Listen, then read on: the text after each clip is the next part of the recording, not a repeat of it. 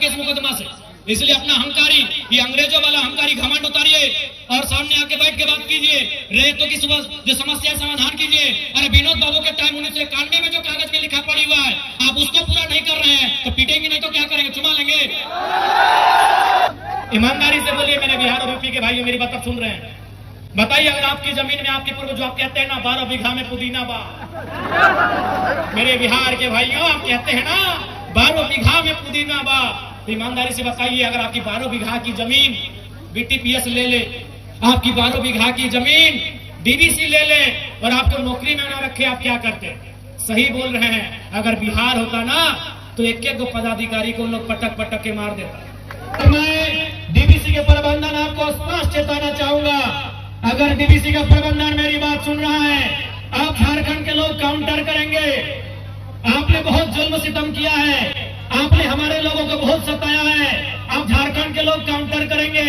और याद रखिए अभी हाल ही में एशिया के 4 देशों में घटना घटी है, इंडोनेशिया में, श्रीलंका में, बांग्लादेश में और नेपाल में, जहां की जनता ने राष्ट्रपति और प्रधानमंत्री को खदेड़ दिया है।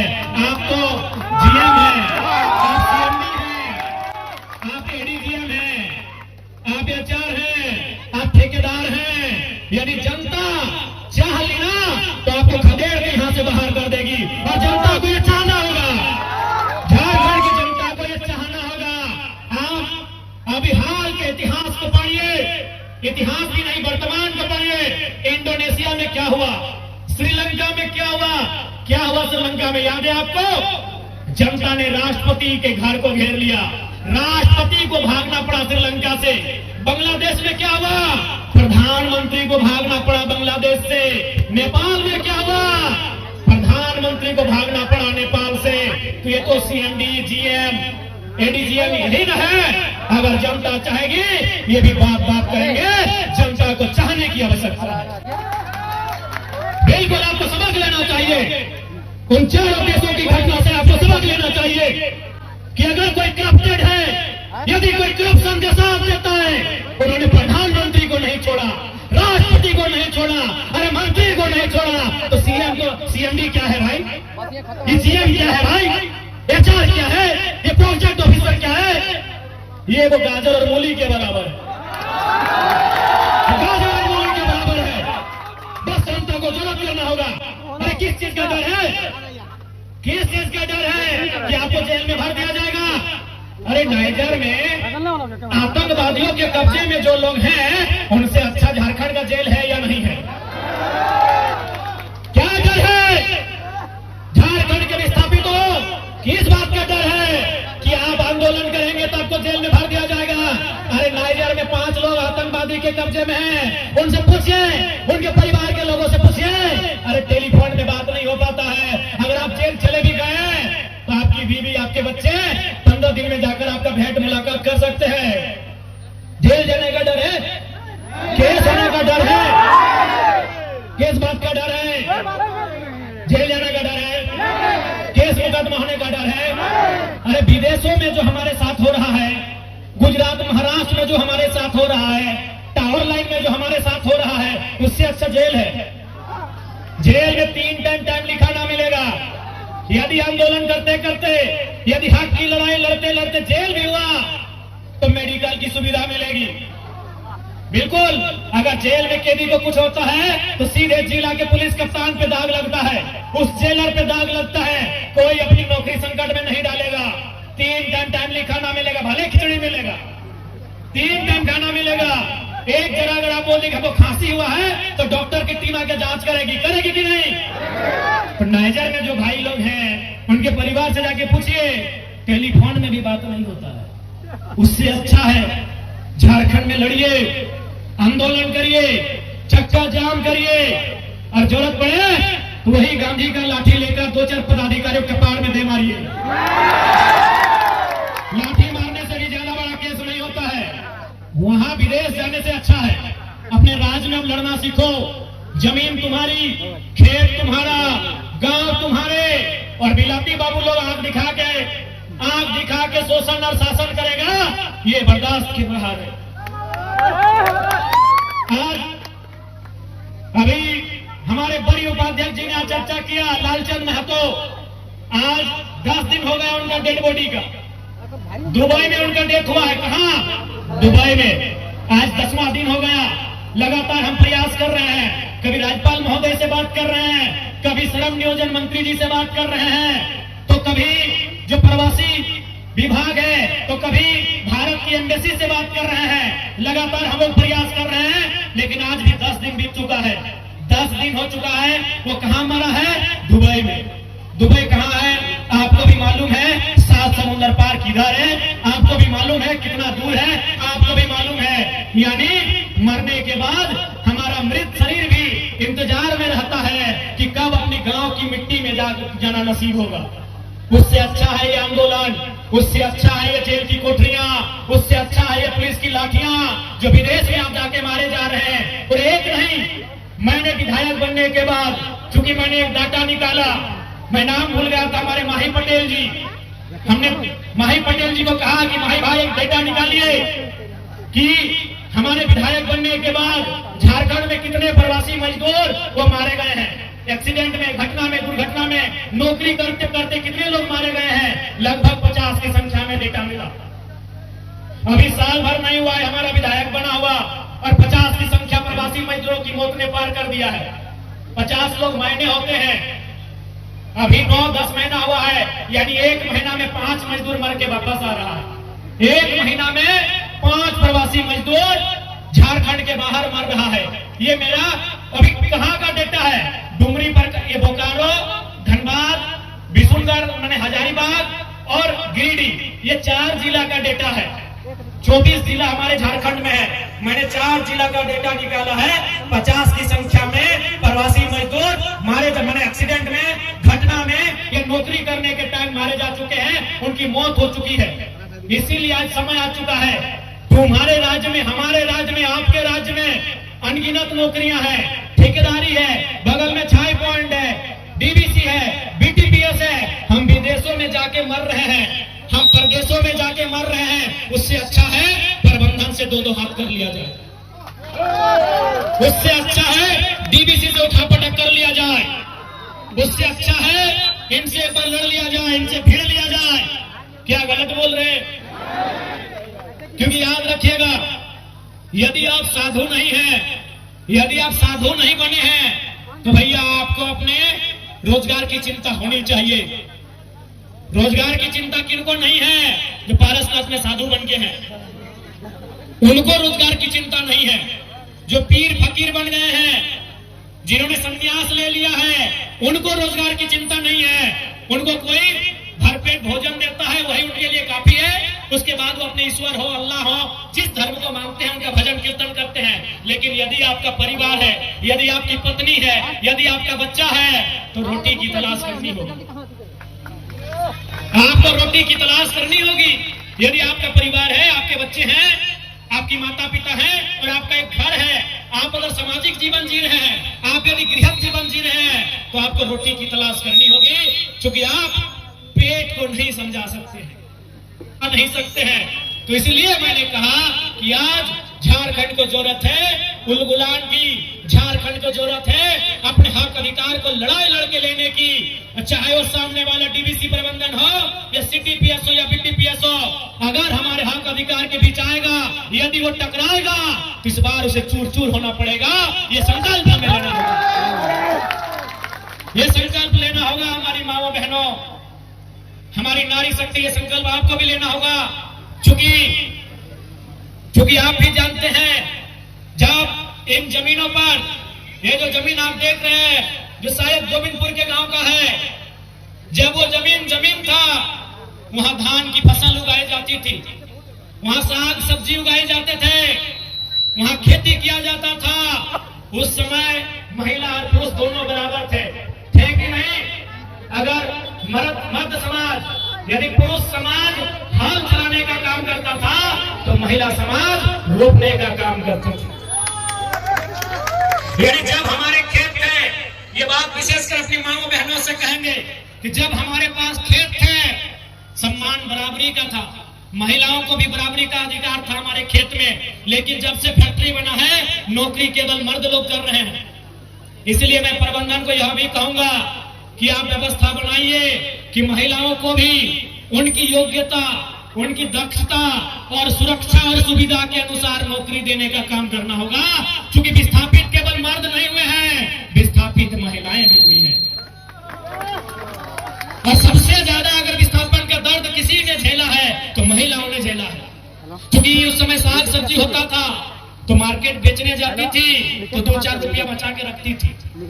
दादी लोग, नानी लोग हटिया जाती थी, साग सब्जी बेचने जाती थी, मकई बेचने जाती थी, भिंडी, करेला, झींगा बेचने जाती थी, बिलाती बैंगन बेचने जाती थी, तो 2-4 पैसा खुद अपना बचा के रखती थी कि नहीं? लेकिन जब से जमीन गया है, खेत खलिहान गया है, नौकरी अगर मिला है तो 90% पुरुष को मिला है। इसलिए मैं ये भी कहूंगा कि प्रबंधन को नियमावली में संशोधन करना होगा, सरकारों को नियमावली में संशोधन करना होगा कि महिलाओं को भी सोचना होगा कि जब वो विस्थापित होंगी तो उनका भी योगदान कैसे हो, उनका भी योगदान कैसे लिया जा सके, ये उनको सोचना होगा। इसलिए माताओं बहनों, आपको भी कहेंगे ये आंदोलन नए तरीका का है, ये आंदोलन नए दौर का है। इस बार आपको भी ये समझना होगा कि आपका काम केवल चूल्हा चौकी तक सीमित नहीं है, आपका काम केवल झाड़ू पोछा तक सीमित नहीं है, आपका काम केवल घर के आंगन तक सीमित नहीं है, आपका काम कल कारखानों तक पहुंचेगा। आपकी आवाज, आपके हक की आवाज इन कंपनियों, फैक्ट्रियों तक भी पहुंचेंगी। आपको भी वहां अधिकार मिले, ये लड़ाई भी लड़ेंगे, विस्थापितों को अधिकार मिले, वो लड़ाई भी लड़ी जाएगी। इसलिए मैं डीवीसी प्रबंधन, चूंकि आज का कार्यक्रम डीवीसी प्रबंधन की उदासीन नीति के खिलाफ है, आज का कार्यक्रम डीवीसी का नजरिया जो रैयतों के प्रति है, जो नकारात्मक रवैया है, उस रवैये के खिलाफ है। डीवीसी प्रबंधन का जो व्यवहार रैयतों के साथ है, उस व्यवहार के खिलाफ आज का आंदोलन है, आज का कार्यक्रम है। इसलिए मैं डीवीसी के प्रबंधन को साफ चेताऊंगा कि मौत आपको भी आएगी, हमें भी आएगी। आप लाखों रुपए का सैलरी पा रहे हैं, आप अनगिनत सुविधाएं पा रहे हैं, और हम विदेशों में जाके मारे जा रहे हैं। हमारे मरने के बाद भी हमारा शरीर 10 दिनों के बाद हमारे गांव पहुंच नहीं पा रहा है। तो मरना यदि हमें हर हाल में है तो इस बार उठापटक होगा और आपके साथ होगा। डीवीसी प्रबंधन से बात को सुन ले। अब झारखंड के लोग साधु नहीं है, साधु बनने का ठेका झारखंड ने नहीं लिया है। झारखंड के लोगों ने बुद्ध बनने का ठेका नहीं लिया है, झारखंड के लोगों ने नानक बनने का ठेका नहीं लिया है, झारखंड के लोगों ने गांधी बनने का ठेका नहीं लिया है। यदि अपने बाल बच्चों के पेट भरने के लिए, यदि अपने बाल बच्चों के पेट भरने के लिए चंडाल भी बनना पड़े तो झारखंड के लोगों चंडाल बनना होगा। बिल्कुल, अगर अपने बाल बच्चों के पेट भरने के लिए आपको चंडाल भी बनना होगा तो झारखंड के लोगों उस रास्ते को चुनिए। अब क्या किया वो सरलता का रास्ता, अब क्या किया वो गांधी का रास्ता। ये गांधी का रास्ता केवल झारखंड के लिए नहीं होना चाहिए। हम आदर करते हैं गांधी जी का, हम सम्मान करते हैं महात्मा गांधी जी का, लेकिन यह केवल और केवल शोषण का जो तरीका है उस तरीके के हम खिलाफ हैं। इसलिए गांधी के उस विचार को हम मानेंगे जो विचार आप मानेंगे। यदि गांधी के विचार प्रबंधन आप नहीं मान रहे हैं तो हम भी भगत सिंह का रास्ता अपनाएंगे। और इस बार आपसे 2-4 हाथ होगा, सीधा होगा, सीधा होगा। इस बार हम मानेंगे, किसी गांधी के उस लाठी को मानेंगे, हम गांधी के उस आदर्श को फिलहाल नहीं मानेंगे जो वो कहते थे कि एक गाल में कोई तमाचा मारे तो दूसरे गाल को आड़ देना चाहिए। ये तो 70 साल से कर रहे हैं। जमीन गया, आपने एक बित्ता मांगा, उसके बाद गांव उजाड़ दिया। बिना अधिग्रहण का आपने वो भी डंप कर दिया, बिना अधिग्रहण का आपने कंपनी का विस्तार कर दिया, बिना मुआवजा का आपने कंपनी का विस्तार कर दिया, बिना नौकरी दिए आपने अपनी फैक्ट्री का विस्तार कर दिया। तो अब गांधी जी के उस आदर्श को हम कुछ पल के लिए भुला देंगे जो कहते थे एक गाल में थप्पड़ मारे तो दूसरा गाल अड़ना चाहिए। अब गांधी की लाठी को झारखंड याद करेगा, अब केवल और केवल गांधी जी की लाठी को झारखंड याद करेगा, और दे लाठी प्रबंधन आपके सिर पर पिटेंगे। यदि आप हमारे हक अधिकार पे अगर नहीं आए, यदि हमारी मांगों की पूर्ति नहीं हुई तो याद रखिएगा, ना आपने अमृत पिया है ना आपको बचा रहे उन्होंने अमृत पिया है। जब मरना एक दिन सबको है तो हम राजा हरिश्चंद्र बन के नहीं रहेंगे। झारखंड के लोगों, मेरी बातें आपको थोड़ी सी कड़वी लग सकती है। लोग कहेंगे कि डुमरी के विधायक भड़काने की बात करते हैं, लेकिन आप बता दो ना, अभी सुनने में आया है डीवीसी जो बाहर के लोग नौकरी से रिटायरमेंट ले लेते हैं उनको भी क्वार्टर देके रखे हैं। हमारी बात कोई गलती नहीं है, ये समय की मांग है। आपको गांधी जी का लाठी का धरना होगा।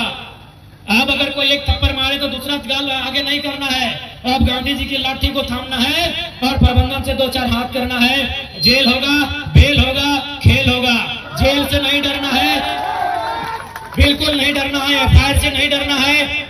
नाइजर में जो गिरफ्त में है आतंकवादियों के, उनसे अच्छा है जेल। जो दुबई में मर चुके हैं, जो लोग विदेशों में मारे जा चुके हैं, उनसे अच्छा है जेल की कोठरी। इसलिए इस बार झारखंड के लोगों, आपको आपके अधिकार के लिए लड़ना होगा। इसलिए लड़ना होगा, सवाल आपकी आने वाली पीढ़ी का है। सवाल केवल रोजगार का नहीं है। आपके पास अगर रोजगार होगा तो आपके बच्चे पढ़ेंगे। आपके पास रोजगार नहीं है, बताइए आपके बच्चे कहां कहां पढ़ते हैं? औरों के बच्चे डीएवी में पढ़ते हैं, औरों के बच्चे डिनोबली में पढ़ते हैं, औरों के बच्चे दिल्ली पब्लिक स्कूल में पढ़ते हैं, औरों के बच्चे कार्मेल में पढ़ते हैं। बताइए विस्थापितों, कितने आपके बच्चे उन विद्यालयों में पढ़ते हैं? आप हमें बता दीजिए। आपके बच्चे वहां पढ़ते हैं सरकारी में, जहां तरकारी मिलता है लेकिन शिक्षा नहीं मिलती है। आपका इलाज होता है सरकारी में, जहां डॉक्टर है तो दवा नहीं, दवा है तो कंपाउंडर नहीं, और कंपाउंडर है तो बेड नहीं, बेड है तो तकिया नहीं, तकिया है तो रजाई नहीं, और रजाई है तो इंजेक्शन नहीं, और इंजेक्शन है तो दवाई नहीं। आप उस व्यवस्था में जी रहे हैं झारखंड के लोगों। इसलिए केवल रोजगार नहीं है।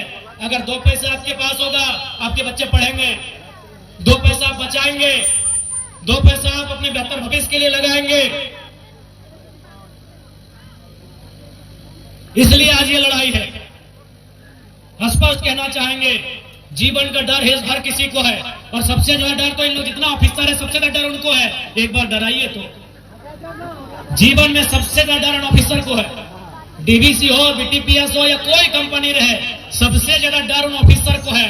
क्योंकि उनको लाखों का सैलरी मिलता है, जिंदगी में ऐश मौज भोगने के लिए आए हैं, तो डर उनको है कि हमको कुछ हो जाएगा तो पैसा मेरा कौन भोगेगा, ये सुविधा मेरा कौन भोगेगा। अरे आप तो निहत्ते बेरोजगार हैं, आपको किस बात का डर है? आपके पास खोने के लिए कुछ भी नहीं है। आपके पास खोने के लिए कुछ भी नहीं है। डर ऑफिसर को है, डर जीएम साहब को है, डर एडीएम साहब को है, डर एडीजीएम साहब को है, डर मैनेजर साहब को है, डर सीएमडी साहब को है, डर प्रोजेक्ट ऑफिसर साहब को है, डर उनको है। एक बार लाठी में तेल पिलाइए, एक बार लाठी में तेल पिलाइए, एक बार उनको पता करिए कौन रास्ते से आते हैं। वो चूहा नहीं है जो ऑफिस में मिट्टी के तर तर से आते हैं, वो कबूतर नहीं है जो उड़ के आते हैं, इसी सड़क से आते हैं, इसी सड़क से आते हैं। एक बार डर दिखाइए ना जी, एक बार डर दिखाइए प्रबंधन को। वो चूहा है क्या? मिट्टी के तरह तरह कंपनी में आते हैं। ये आसमान से बाज है क्या? उड़ के आते हैं। बस से आते होंगे, स्कॉर्पियो से आते होंगे, बीएमडब्ल्यू से आते होंगे, रॉयल रेस से आते होंगे, डिफेंडर से आते होंगे, इन्हीं गाड़ियों से आते हैं ना। तो गाड़ी देखिए कौन कौन रास्ता से आता है। ये करना होगा। मरना ऐसे है, मारे ऐसे जाओगे। विदेश में मारे जा रहे हो, प्रदेश में मारे जा रहे हो, नदी में डूब के मारे जा रहे हो, सड़क एक्सीडेंट में मारे जा रहे हो, बेरोजगारी से मारे जा रहे हो, बीमारी से मारे जा रहे हो। मरना ऐसे है, लड़ना इस बार बहादुरी से लड़ो, ताकि ये प्रबंधन बाप करे और इनका औकात नहीं आपके साथ गलत कर सके। पता करो कौन कौन रास्ते से आते हैं। 6 को रास्ता इनका, घेरो इनका रास्ता। एक बार कागज थमाओ कि हमारी ये मांगे पूरा करो, नहीं तो अगला दिन से दे लाठी। घेरो इनका रास्ता। कहां से आते हैं? इनके बाप का जमीन है क्या? एक भी प्रबंधन जितना लोग है, जितने ऑफिसर रैंक के हैं, इनके बाबूजी का जमीन नहीं है, तुम्हारे बाबूजी का जमीन है। असुरा और प्रबंधन वालों, पुलिस 24 घंटा आपकी सुरक्षा नहीं करेगी। पुलिस 24 घंटा आपकी सुरक्षा नहीं करेगी। इस ख्वाब में मत रहिए। आप झारखंड केस मुकदमों से डरने वाला नहीं है, क्योंकि झारखंड ने देख लिया, इनको बाबा जी का ठुल्लू मिला है, इनको घंटा मिला है। इसीलिए घंटा फर्क नहीं पड़ता है केस मुकदमा से। इसलिए अपना अहंकारी, ये अंग्रेजों वाला अहंकारी घमंड उतारिए और सामने आके बैठ के बात कीजिए। रेतों की जो समस्या समाधान कीजिए। अरे विनोद बाबू के टाइम 1991 में जो कागज के लिखा पड़ी हुआ है, आप उसको पूरा नहीं कर रहे हैं तो पीटेंगे, नहीं तो क्या करेंगे? चुमा लेंगे। 1991 में जो सांसद विनोद बिहारी महतो थे, और उस समय जो वार्ता हुई है, उस वार्ता को पढ़िए। उस वार्ता में क्या क्या बात हुई है। आप उसको अगर फेलियर कर रहे हैं तो आप लग खाने के हकदार हैं। और स्पष्ट है, लग लातों के भूत अगर बातों से नहीं मान रहे हैं तो लात सवाल कतरा देने के लिए नहीं है। मेरे प्यारे बहनों, ये लात जो है, आपका पांव जो है, ये केवल अलता लगाने के लिए नहीं है मेरी बहनों, ये केवल तोड़ा पहनने के लिए आपका पांव नहीं है। इस पांव से जो कहा जाता है कि लातों के भूत बातों से नहीं मानते हैं, उनके खिलाफ जंग छेड़ने की आवश्यकता है। नहीं तो हम आने वाले 20 सालों में कहीं के नहीं रहेंगे। आज बताइए ना, जमीन आपने ये बोल के दिया था यहाँ काम होगा, कंपनी आएगी, धंधा पानी होगा, आज लोगों ने कब्जा कर लिया है। कहाँ के लोगों ने कब्जा कर लिया है ये आप सभी जानते हैं। इसलिए मैं प्रबंधन को स्पष्ट कहना चाहूंगा, हक की बात हक से मान लो, नहीं तो आप झारखंड के लोग डरने वाले नहीं है, आप झारखंड के लोग भिड़ने वाले हैं। मरना एक दिन सबको है, अब आप डिसाइड कर लो। हम तो बेरोजगार हैं, अरे हम लोग तो ऐसे भी मारे जा रहे हैं। आलीशान जिंदगी आपका है, आपको क्या करना है अपनी जिंदगी का आप देख लो। हम लोग तो अपनी जिंदगी को दांव में लगाने के लिए अब तैयार है। ऐसे भी कोयलांचल के मसीहा शक्ति बाबू कहते थे कि एक पीढ़ी गोली खाएगी, एक पीढ़ी जेल जाएगी, तब एक पीढ़ी राज करेगी। हम तैयार हैं, हम तैयार हैं त्याग करने के लिए, हम तैयार हैं अपना जान को हथेली में रखने के लिए। प्रबंधन वाले आप सोच लो करना आपको क्या है। बिल्कुल कोई आपकी 24 घंटा सुरक्षा नहीं कर पाएगा, कोई नहीं कर पाएगा। इस घमंड में मत रहिए, उस घमंड को मत पालिए। हक की बात है हक से मानिए, हक की बात हक से मानिए। इस घमंड में बिल्कुल मत रहिए कि कोई आपकी 24 घंटा सुरक्षा करेगा, कोई नहीं करेगा। जब तक आप कंपनियां के अंदर बैठे हैं तब तक सीएसएफ का प्रोटोकॉल है। दुर्गा पूजा में अकेले मिल गए तब क्या होगा? बिल्कुल आप हमें सताएंगे तो हम गांधीवादी और राजा हरिश्चंद्र बनने का ठिकाना नहीं लेंगे।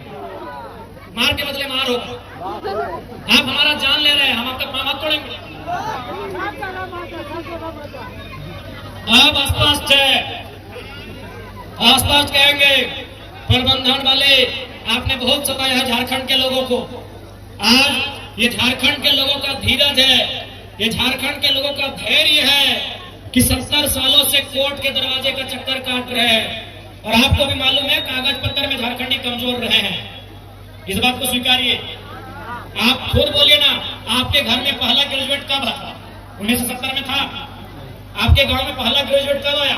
क्या 70 में आया, 80 में आया? हमको लगता है अभी आप होंगे पहला ग्रेजुएट। 2-4 लोग होंगे, 2-4 घर परिवार होंगे, तो पढ़ाई लिखाई में हम पीछे थे, इस बात को भी मानना होगा। तो सारा नियम कानून दाएं बाएं इन्होंने किया है। इसलिए आज स्पष्ट कहेंगे, झारखंड के हर एक विस्थापित रैयत को कहेंगे। और मैं बार बार तो कहता हूँ, तब देखते हैं भाई मीडिया वाले बड़ा बड़ा लाइन में लिख देते हैं कि विधायक के बिगड़े बोल ही सही, फिर कहते हैं कि हम दो हमारे दो नहीं, 3 को 4 को पैदा करिए, खासकर विस्थापित लोग। हम 1000 बार कहेंगे और उसको स्पष्ट बोलिए कि ना तुम्हारे नाम से राशन कार्ड होगा, ना तुम्हारे नाम से आधार कार्ड होगा, ना तुमको स्कूल कॉलेज में पढ़ने भेजेंगे। बस तुमको इतना ही बताएंगे कि हमारे साथ इस कंपनी ने गलत किया है, इससे इंतकाम लेना है। उस बच्चे को इतना ही सिखाइए कि बस इससे इंतकाम लेना है। अब इंतकाम का रास्ता कैसे होगा ये उस बच्चे पे छोड़ दीजिए। बहुत सारे लोग हमारी आलोचना करते हैं जब इस बयान को हम देते हैं, लेकिन वो हम और आप ना जानते हैं कि झारखंड के लोगों के साथ कितना छल हुआ है, कितनी पीड़ा हुई है, कितना दर्द हुआ है। जान भी गया, जमीन भी गया, गांव भी गया, खेत गया, खलिहान गया, और आज हम 10,000 की नौकरी के लिए भीख मांग रहे हैं। क्योंकि हमारी बात जब हम बातों को रखते हैं, क्योंकि बेरमो विधानसभा में खासकर ये एक माहौल बना दिया जाता है बाहरी भीतरी का। तो मैंने जब हम आ रहे थे तो मैंने दूर से सुना कि आज माइक का साउंड ठीक है। तो मुझे लगता है बेरमो में बहुत सारे हमारे यूपी बिहार के तथा अन्य राज्यों के भाई लोग, बहन लोग, माताएं बहनें सब लोग रहते हैं। और उनके मन में बेरमो के विधायक राजकुमार अनूप सिंह जी ये डाल देते हैं कि जयराम महतो बाहर के लोगों के खिलाफ है, इसीलिए वोट हमको करना है, यानी राजा साहब को करना है। तो मैं आपको भी कहूंगा, आपके घर तक मेरी आवाज जा रही है। मैं पहले तो स्पष्ट कहना चाहूंगा कि पश्चिम बंगाल, बिहार, उड़ीसा और झारखंड को हम 4 सगा भाई मानते हैं। लेकिन आप भी जानते हैं बिहार वालों कि भाई भाई में झगड़ा होता है। बिहार वालों आप भी जानते हैं कि भाई भाई में झगड़ा होता है। कब होता है? जब सवाल जमीन का होता है। मेरे प्यारे बिहार के जितने भी लोग आज बेरमो में रहते हैं, मेरी बात अगर आपके कानों तक जा रही है, ठीक है, मेरी आलोचना करिए, मेरी शिकायत करिए, मेरे लिए नेगेटिव पॉइंट अपने माथे में रखिए, लेकिन मेरी बात एक बार सुन लीजिए। मेरे बिहार और उत्तर प्रदेश, गुजरात, बंगाल, जहां से भी लोग रहते हैं, मेरे भाइयों, मेरे अभिभावकों, मेरे नौजवानों, भाई भाई में झगड़ा होता है। आप अगर बिहार से ही हैं और 4 भाई हैं और एक भाई अगर बाकी भाइयों की जमीन पर कब्जा करे तो झगड़ा होता है। तो वही हाल हमारा है। आप एक लाइन बता दीजिए। सबसे पहला बात तो आपको हमारा धन्यवाद करना चाहिए। जितने भी बिहार के, उत्तर प्रदेश के लोग यहाँ नौकरी करते हैं, आपको धन्यवाद करना चाहिए कि आपको बिहार ने, उत्तर प्रदेश ने पलायन किया, आपको अपने घर से बाहर भेजा, आपको नौकरी हमारी मिट्टी ने दिया। जितने भी बिहार, उत्तर प्रदेश के लोग मेरी बात सुन रहे हैं, जो ये लोग आपको, खासकर हमारे अनूप दादा, राजकुमार, अनूप सिंह जी, आपको आपके कानों में यह बात भरते हैं, तो पहला लाइन आप जान लीजिए कि आपको तो धन्यवाद करना चाहिए कि आप उत्तर प्रदेश से, चाहे वो बेकारी रहे, बेरोजगारी रहे, या गरीबी रहे, या तंगहाली रहे, आप अपने राज्य से छोड़कर आए। आप बिहार से अपने राज्य को छोड़ के आए। आपको शरण झारखंड की मिट्टी ने दिया। आपके बच्चों को अच्छी शिक्षा झारखंड की मिट्टी ने दिया। आपके बुजुर्गों को स्वास्थ्य सेवा का लाभ झारखंड की मिट्टी ने दिया। आपको नौकरी झारखंड की मिट्टी ने दिया।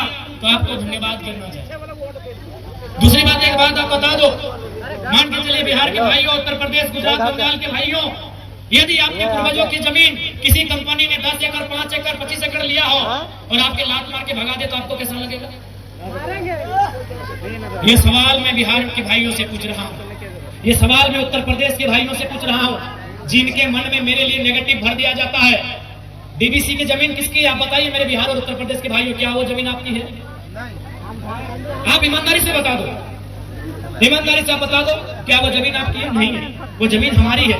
और आज कंपनी हमें लात मार के भगा रही है, तो बताइए क्या करते हैं? अरे ये तो झारखंड है मेरे बिहार के भाइयों, कि हम धरना दे रहे हैं। कसम से अगर ये बिहार होता ना, आप उनको उठा के पटक पटक के मारते।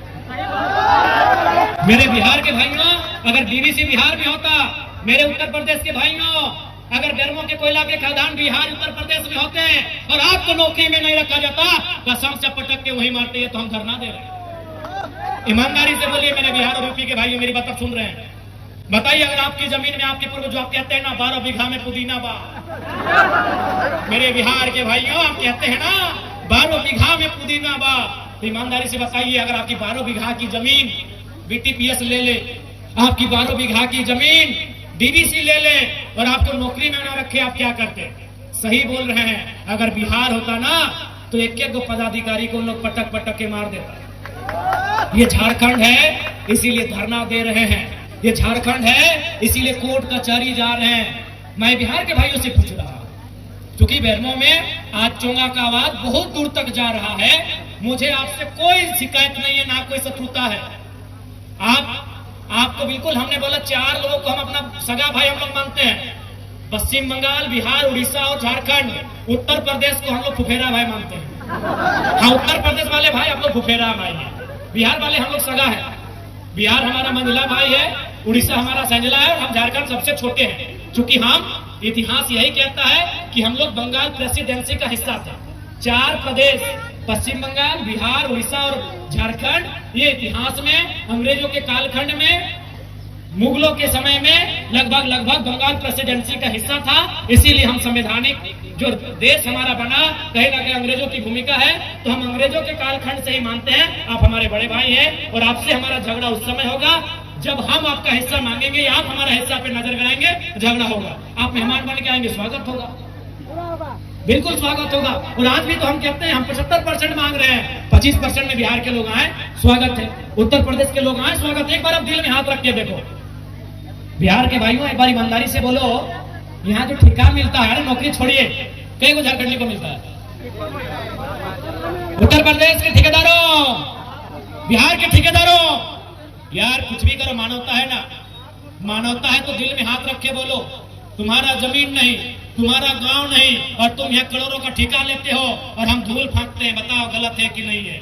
बताओ हमारी लड़ाई सही है कि नहीं है? ये सवाल हम बिहार और उत्तर प्रदेश से पूछेंगे कि हमारी लड़ाई सही है या नहीं है।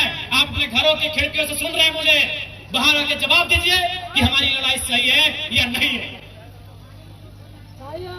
अरे हमें ठेका नहीं मिलता है, ठेका भी उत्तर प्रदेश के भाइयों आप लेते हो। और मेरे प्यारे बिहार के भाइयों, अभी तेजस्वी जी क्या नारा दे रहे हैं, डोमिसाइल पॉलिसी 100%, क्योंकि आपको भी मालूम है दो राज्य कब आपस में टकराते हैं, जब एक राज्य दूसरे राज्य पे उनकी नौकरियों में, उनके संसाधनों में चढ़ाई करता है।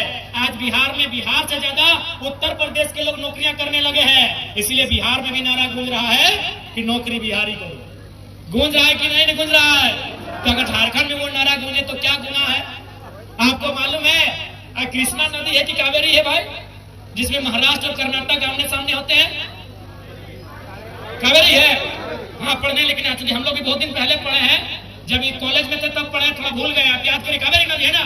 मैं मीडिया वाले भाई लोग कह रहे हैं हाँ कावेरी है। दो स्टेट आमने सामने आते हैं, महाराष्ट्र और कर्नाटक। क्यों आते हैं भाई? हक की बात आती है तब आते हैं। तो इसलिए कोई गलत फहमी मत रही है कि बिहार झारखंड की लड़ाई है, ये हक की लड़ाई है। जब तक हक की बात होगी सामने आएंगे। अभी बिहार इसलिए सड़क पे है, बिहार के नौजवान, कि उत्तर प्रदेश के लोग वहां नौकरी ज्यादा करने लगे हैं, बिहार के लोग उनका विरोध करने लगे। करेंगे क्योंकि बिहार बिहारियों का है, तो वही जवाब तो हम भी कहते हैं झारखंड झारखंडियों का है, तो फिर जरा ना तो गुनहगार हो जाता। वही बात तेजस्वी जी बिहार में कर रहे हैं मेरे प्यारे प्यारे प्यारे बिहार के भाइयों। वही बात तेजस्वी यादव बिहार में कर रहे हैं कि बिहार में पहला हक बिहारियों का। तो अगर झारखंड में वही बात जयराम महतो कहे कि झारखंड में पहले झारखंडी, तो गलत क्या है भाई? इसीलिए दो स्टेट तभी आपस में टकराते हैं जब हक अधिकार की बात आती है। आप तमाम स्टेट का उदाहरण ले लीजिए, महाराष्ट्र, कर्नाटक का उदाहरण लीजिए या किसी अन्य स्टेट का उदाहरण लीजिए, वो तभी टकराते हैं जब एक स्टेट दूसरे स्टेट के हक अधिकार के साथ समझौता करता है।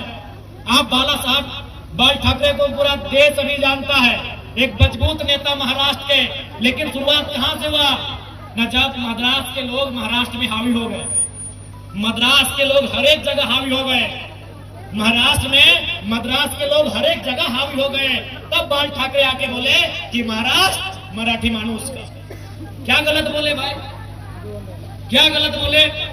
महाराष्ट्र मराठी मानुस का पहले, फिर आइए जो आना है। तो ठीक उसी प्रकार झारखंड में झारखंडी फर्स्ट। और हमने ईमानदारी से बताइए तो क्या किसी बिहार के प्रोफेसर का हमने विरोध किया है?